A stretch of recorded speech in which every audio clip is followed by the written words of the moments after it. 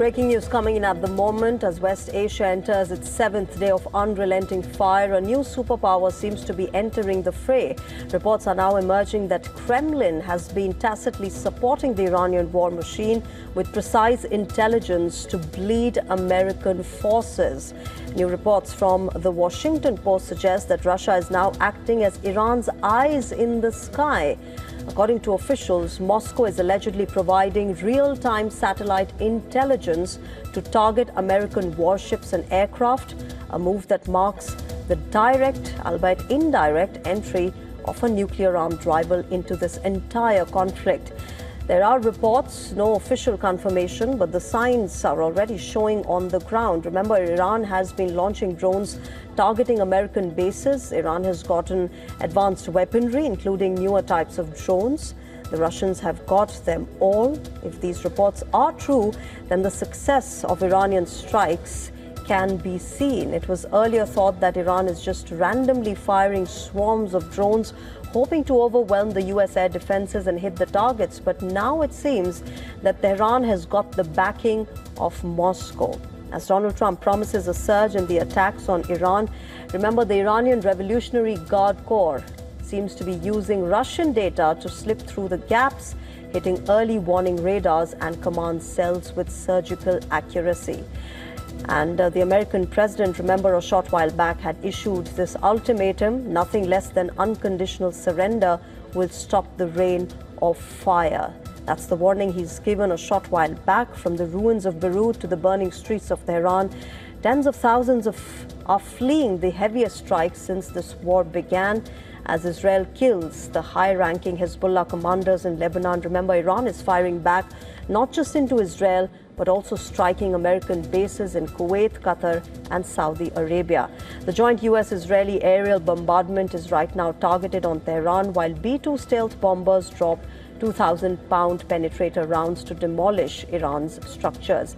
Israeli jets are launching targeted strikes on Iranian and missile as well as drone facilities as well.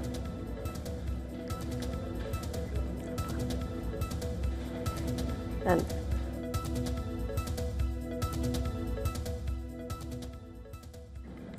all right, joining me live on the broadcast is Velina Zakharova. She's a geopolitical strategist and political scientist and former director of the Austrian Institute for European and Security Policy in Vienna. Velina, good evening. Welcome to WION. Just the fact that reports are now coming in that Russia has been helping as far as weaponry is concerned with Iran clearly points to the fact that now it always was, but now it's directly and more openly becoming a US versus Russia and China war. Well, first and foremost, China and Russia are not directly involved in this military conflict. This can be defined as another proxy war between United States on the one hand, with obviously a very strong strategic ally in the region, which is Israel, and China and Russia on the other. Let us be clear about the strategic relations between China, Russia, and Iran. They have signed different strategic partnership agreements and pacts over the last years.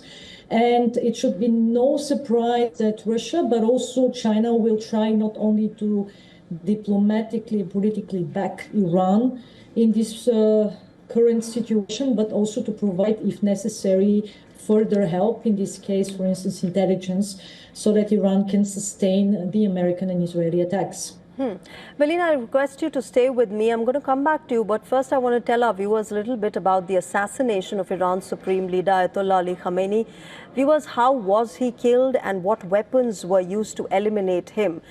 How Khamenei's assassination led to a full-blown, wider regional war? That is the question.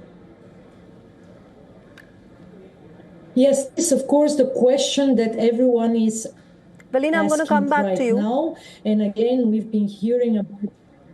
Okay, go ahead.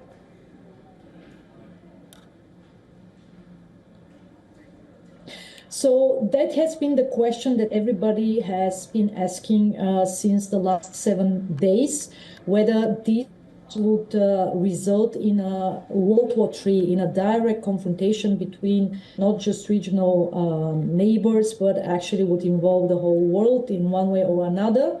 And I would like to highlight that even now that we are in the escalatory phase of the war, there is no incentive on behalf of the United States on the one side and China and Russia on the other to actually get involved in direct kinetic confrontation. Why? Because of the possession of nuclear weapons. Will this war have ripple effects on neighbors? Yes, it is already having. Will it have geo-economic ramifications for the global economy and trade? Yes, absolutely. But again, please keep in mind that the framework remains some sort of new Cold War rather than World War III. Okay, Velina, I'm going to come back to this point of World War III versus Cold War new axis. But first, I want to give an update to our viewers.